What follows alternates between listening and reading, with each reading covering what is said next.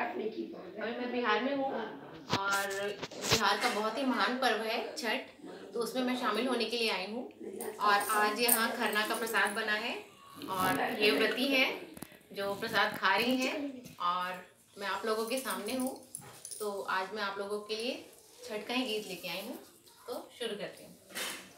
चार पहर रति जल थल सेइला, चार पहर रति जल थल सेइला, सेइला चरण तोहार छठी मैया दर्शन दीना अपार, छठी मैया भेंट लीना हमार, छठी मैया दर्शन दीना अपार, छठी मैया दर्शन दीना अपार, छठी मांगू मांगू तिवाई कवन फल मांगेलू, मांगू मांगू तिवाई कवन फल मांगेलू, जे तोरा समान छठी मैया दर्शन दीना अपार, छठी मैया भेंट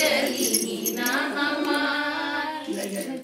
नैहर में मांगिला अन्न धन लक्ष्मी, नैहर में ससुरा में मांगिला अन्न धन लक्ष्मी, नैहर सहोदर जेठ भाई छठी मैया दर्शन दीना अपार, छठी मैया भेंट लीना हमार।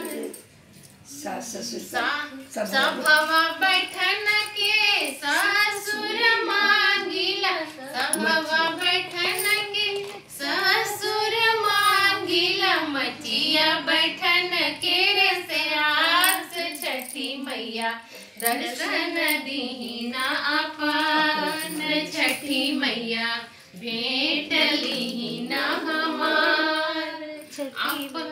अपना के मांगिला अवध सिंधोरवा, अपना के मांगिला अवध सिंधोरवा, जन्म जन्म अहि बात छठी मैया दर्शन दीना अपार, छठी मैया भेंट लीना हमार, छठी मैया घोड़वा चढ़न के बेटा मांगिला, घोड़वा चढ़न के बेटा मांगिला, नुपुर शब्द पतो छठी मैया दर्शन दीना अपार, छठी घोड़वा चढ़न के बेटा मांगिला, पांच बड़न के पतो छठी मैया दर्शन दीना अपार, छठी मैया